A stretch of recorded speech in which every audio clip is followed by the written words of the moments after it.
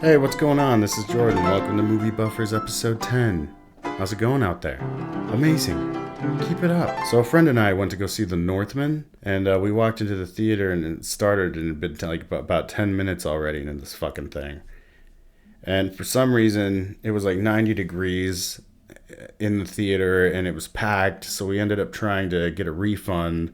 And then they tried to refuse us, but they ended up giving us comp tickets. And then the guy said that their thermostat was stuck at 77 degrees and they didn't know how to fix it and some shit. And it's like, I don't know, man. I think you got to get on that. So anyway, moving on.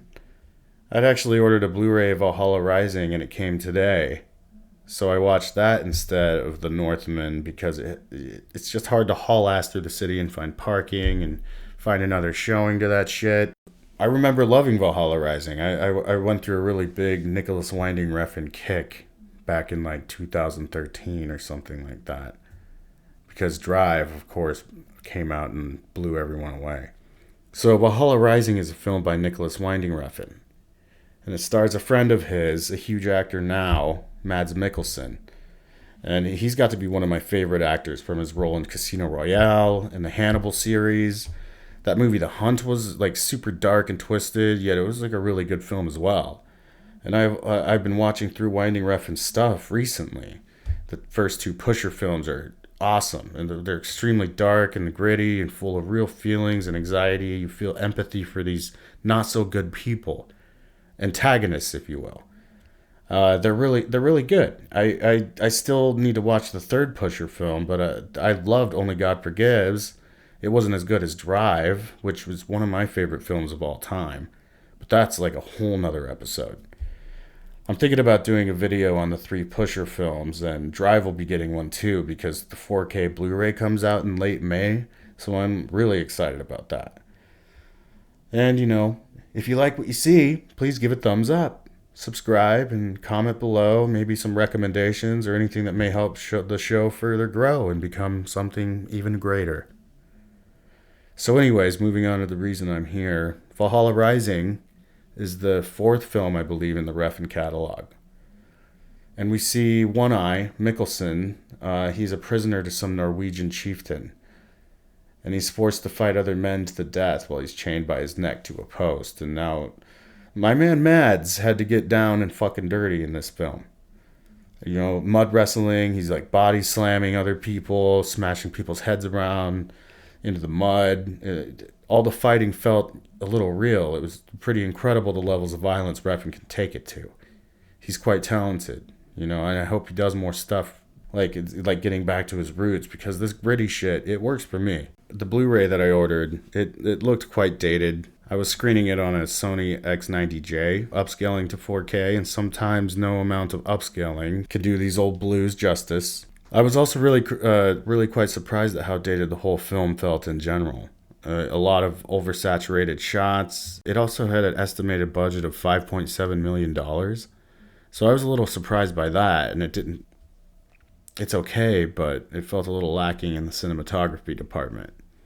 Maybe this film would benefit from a restoration. Maybe the shots are there, but I don't know. Nicholas Winding Refn has some really beautiful movies, so it was just kind of interesting to see. The child who brings, One Eye food, who's still a prisoner to this chieftain, he befriends him to some degree later in the film. One Eye seems to have some gift of foresight. He has premonitions. He sees a vision of an arrowhead and then, we come back to, that comes back a little while later while Mads Mikkelsen breaks free, using the arrowhead. Then he decapitates the chieftain and mounts his head onto a spike. And right away, that ruthless, gory violence that Refn has, now perfected. For example, Drive and Only God Forgives has these like slow motion, subtle deadpan scenes which forces you to stare at horrific violence. Because it's so beautiful at the same time, Refn's film leave you in like a trance-like state. You take that home sometimes. The kid has a vision of a big ship or some shit. We have a kid following a dude scenario, and until we come across some religious Norsemen who were persecuting some people at that time. Then they start this expedition to some holy land on the foreseen boat. they sail up the river and then get attacked by the indigenous people of that land called the Skraelings. And it turns out that these dudes are trying to conquer the land in the name of God. So it's like a classic colonization story, a pure genocide. Anyway, the ones who make it out blame One Eye for being the omen on their journey, and they start to try to kill him. So he just wipes them out in a pretty brutal fight. So now this is where the film didn't hold up very much to me. The fighting choreography was good, but some of the computer generated blood that looked like the 300 era tacky blood splatters on the screen, and it didn't really look great upscaled, just some little nitpicks. So I just some practical squibs, that's the way to go. Never use computer generated stuff. And then the son of the man who's like dying at the time, he follows One Eye to ask him why they go on this like horrible journey, but One Eye doesn't say shit to him, man. He just takes the hint, and then runs back to his dying pops. So the kid and One Eye continue to the coastline, and it seems as though this is where One Eye's visions have been bringing them all along. And he explains that to the kid. Soon a bunch of tribesmen corner them up against the ocean. And at first I was like, is this some red face stuff going on? Like white people painted as darker indigenous people? But I looked into it a little bit more, and it seems like these people were played by real indigenous people. At least what I can find. That's still, I don't want to say they're completely out of the woods. I hate to get sketched out and even bring this kind of stuff up, but I'm an indigenous person from the Pacific Northwest, so I think it's only right for me to, I want to make sure that some of my favorite films aren't guilty of these errors, like many Hollywood films that very much are. So I didn't really find anything, and it seems as though the tribesmen are just painted in clay. So it wouldn't be like they were playing as if they were playing it off as a darker skin tone, but who knows?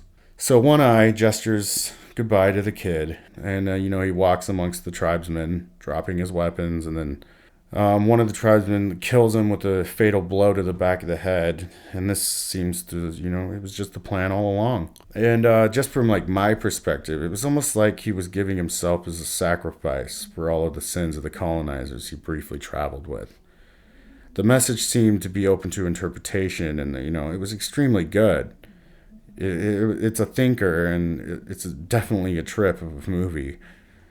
I think it should just be watched and experienced like a Lynch or like any of the other Winding Refn movies, and you can kind of just check out and experience it, because there's usually not a lot of dialogue anyway.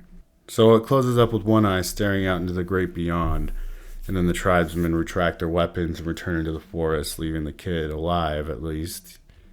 And then we see Mads Mikkelsen disappear into the clouds. Beautiful movie.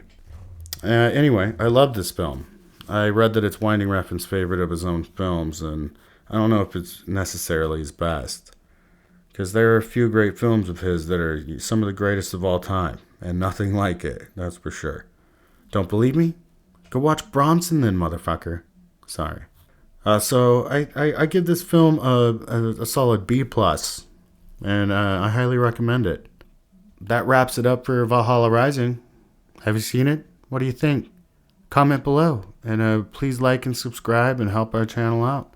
And smash that bell so you could find out when new episodes are coming out. Please do it. Please. Alright, and this has been Jordan of Movie Buffers. See you next time.